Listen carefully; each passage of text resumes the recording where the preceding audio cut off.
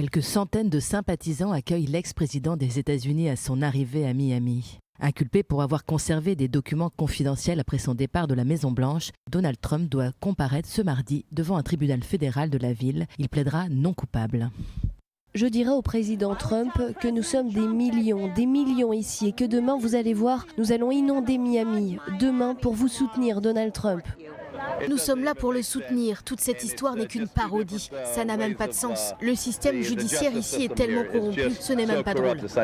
Le principal concerné utilise les mêmes arguments, notamment un système judiciaire corrompu ou encore une chasse aux sorcières destinée à l'empêcher de se présenter à l'élection présidentielle en 2024. Pour se faire entendre, il a d'ailleurs l'intention de donner une conférence de presse après sa première comparution devant le tribunal. L'ancien président est visé par 37 chefs d'accusation. Il lui est reproché d'avoir conservé des cartons entiers de documents, y compris certains classifiés secret défense après son départ de Washington en 2021, et d'avoir refusé de les restituer en violation des lois fédérales. Donald Trump répond que les documents ont été automatiquement déclassifiés à son départ de Washington, argument battu en brèche par l'acte d'accusation. Un entretien enregistré en juillet 2021 le décrédibilise sur ce point. On y apprend ainsi que l'ancien locataire de la Maison-Blanche a montré à 4 personnes dépourvues d'habilitation secret défense un plan d'attaque qui lui avait préparé le ministère de la Défense lorsqu'il était président. En tant que président, j'aurais pu les déclassifier. Maintenant, je ne le peux plus, mais il s'agit toujours de secrets. Donald Trump dénonce également le deux poids deux mesures de la justice américaine, s'appuyant sur 2 affaires similaires impliquant l'ancien vice-président Mike Pence